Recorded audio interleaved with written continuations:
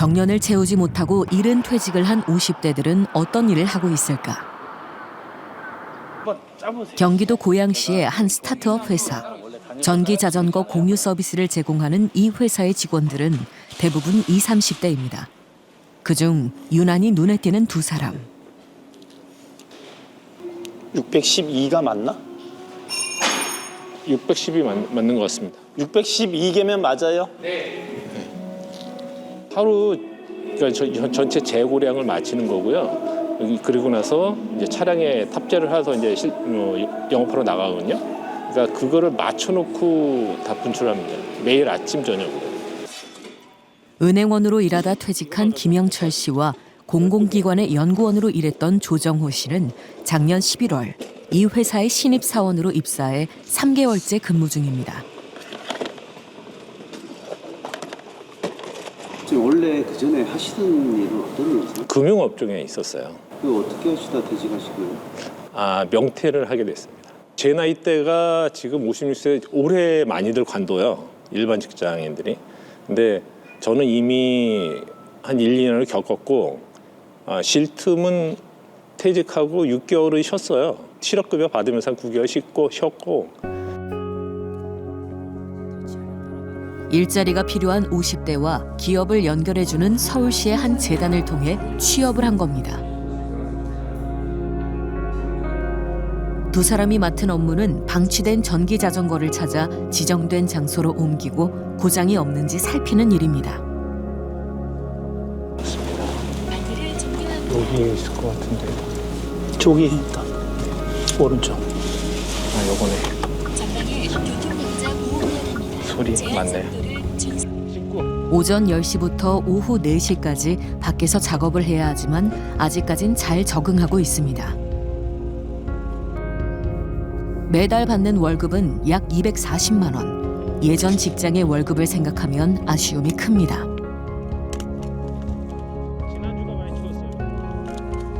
정부 이제 좀 산하기관에서 주로 뭐 조사하고 연구하는 그런 일들을 했었고 원래 받던 보수랑 현재하고 어느 정도 갭이 있는 거예요? 절반 좀 안 되죠. 절반에 조금 못 미치죠. 생활하시는 데는 좀 부족한 건 없나요? 좀 빠듯합니다.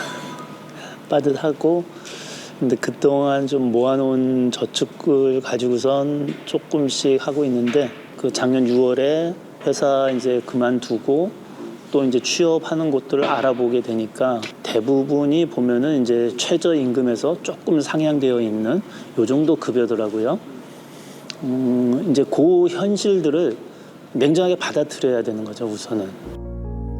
일생 동안 가장 긴 기간을 일하는 직장을 주 직장이라고 합니다. 이 주 직장에서 퇴직 후 새로운 일을 시작한 50대는 월급은 물론 직무의 성향도 달라집니다. 젊은 취업자들 같은 경우에는 이제 수학적 분석이나 뭐 추론, 정보 처리, 이제 이런 분석적인 업무나 또는 뭐 협상이나 조직 관리 이런 사회적 업무 비중이 높은 일자리에 주로 종사를 하고 있습니다. 그런데 이제 연령이 높아짐에 따라서 이 일자리의 분석 직무 성향과 사회 직무 성향이 낮아지는 모습이 나타나는데요. 50세 이상 취업자들의 경우에는 기존의 분석적, 사회적 업무를 하시던 분들도 이제 그런 업무가 아니라 단순 반복 업무라던가 아니면 육체 노동에 종사를 주로 하시는 그런 모습이 데이터에서 관찰이 됩니다. 분석적, 사회적 일을 하던 20, 30대들의 업무는 40대를 기점으로 달라집니다. 나이를 먹고 5, 60대가 될수록 몸을 쓰거나 반복적인 일에 종사하는 비중이 늘어나는 겁니다. 오랜 기간 직장 생활에서 얻은 경험과 능력을 발휘할 곳을 찾지 못한다면 단순 업무로 돈을 벌 수밖에 없는 현실.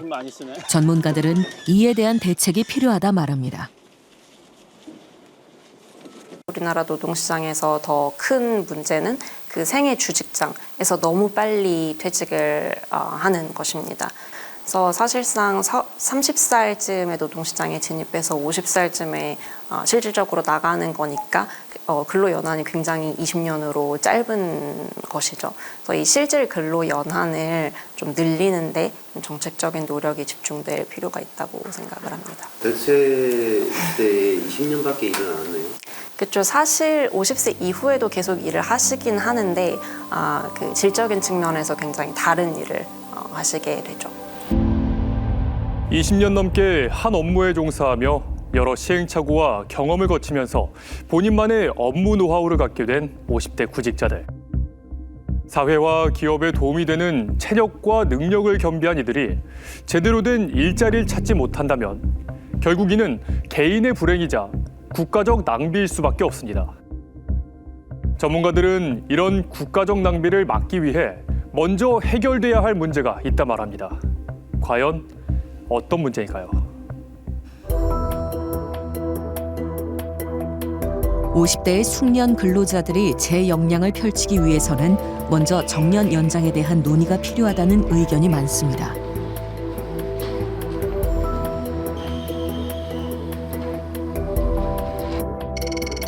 현재 60세로 끝나는 법정 정년을 늘리거나 정년 퇴직 이후 재고용하는 방식으로 노동력을 확보할 필요가 있다는 겁니다. 현재 60살인 법정 정년을 연장하는 논의도 본격화될 전망입니다. 인구 절벽으로 생산 가능 인구는 줄고 고령 인구는 늘면서 노동력 감소 우려가 커지고 있기 때문입니다. 기업과 정부, 노동계 모두 정년 연장 논의가 필요하다는 점엔 공감합니다.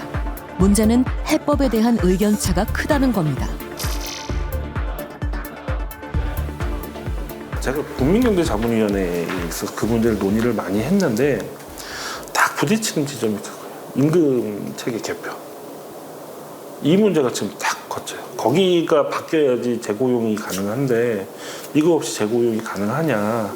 문제가 되게 심각한 거죠. 특히 정부 입장에서는 재고용이 계속 가기를 원해요. 왜냐하면 연금 수급 연령 뒤로 늦췄기 때문에 이 문제도 분명히 있단 말이에요. 근데 항상 부딪혀요. 현장에서 이게 작동이 안 되니까. 정년이 없는 회사는 어떤 모습일까? 안성에 있는 이 기업은 약품 포장지를 전문으로 생산합니다. 10년 전에 회사는 정년 제도를 폐지했습니다. 근무하신 지 얼마나 되신 거예요? 한 37년 정도 됐습니다. 그러면 37년 정도 그럼 근무하신 거네? 네네. 연세가 지금 또 57년생이니까는 올해 69, 69. 일흔을 목전에 두고 있지만 고철영 씨는 몸이 아프기 전까지는 회사를 그만둘 생각이 없습니다. 저한테는 상당히 고마운 회사죠. 이제 배려를 많이 베풀어 주시니까는 상당히 고맙죠. 일을 뭐 건강만 허락되면은 편하게 일할 수 있게끔 해주니까는 상당히 고맙죠. 회사가 정년을 없앤 건 회식 자리에서 나온 직원의 말 한마디 때문이었다고 합니다. 회식 자리에서 이제 나이가 또 드신 분이 아침에 일어나서 회사를 나갈 수 있다는 게 참 행복하다. 그때 저는 좀 울컥했어요. 이분들이 정말 숙련된 기술자인데 계속 좀 가지 않으면 안 될까? 그러면 정년을 한번 없애보는 게 어때? 아예 우리는 정말 일 잘하시는데 다들. 그래서 그때부터 이제 그래 우리는 그냥 정년 없어. 그렇게 해서 한 10년 전부터 이렇게 왔어요. 정년을 없애는 파격적 결정 이후 공장은 과연 문제없이 잘 돌아갔을까?